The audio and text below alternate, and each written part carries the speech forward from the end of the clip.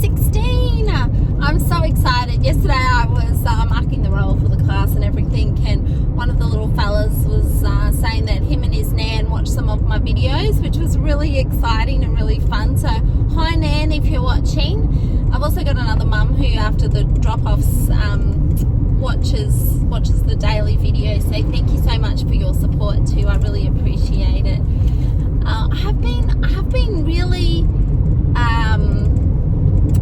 wanting to do another road trip. So we have done a road trip to Cape York.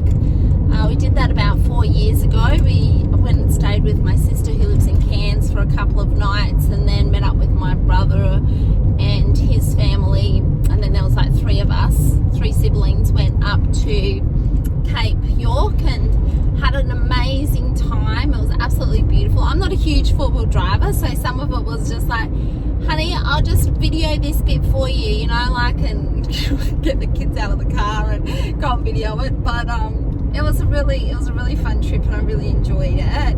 And then about 2 years ago, before Uluru closed down, we went up there, and it was a really rushed trip. We were just like one night in Emerald, 2 nights in Winton, 1 night in Mount Isa, 1 night at Barclay Hotel, 1 night just outside of Alice Springs, and then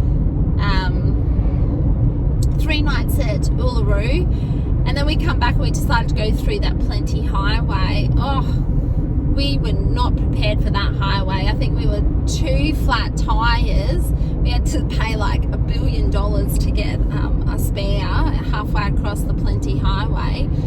But it was really good. I'm glad we did it. It really pushed our comfort zone, but it was a really good trip, and I really loved it. So over the Christmas holidays, we're looking at going down to Adelaide. Mike's parents are a little bit elderly. They're in their 70s, 80s, and we haven't seen them in 2 years because of the COVID and all of that kind of stuff. So thinking about redoing the back of our Hilux, so getting a dog box, a fridge box, and then one of those bigger boxes put on it where we can have some power, so we can just pull up and have something to eat and drink along the way. We'll have our camper trailer, but just go through the back of New South Wales and then into South Australia and try to see some spots along the way. I'm really keen to stop in at Deniliquin, one to see where the Ute Muster is, and also I follow the Deniliquin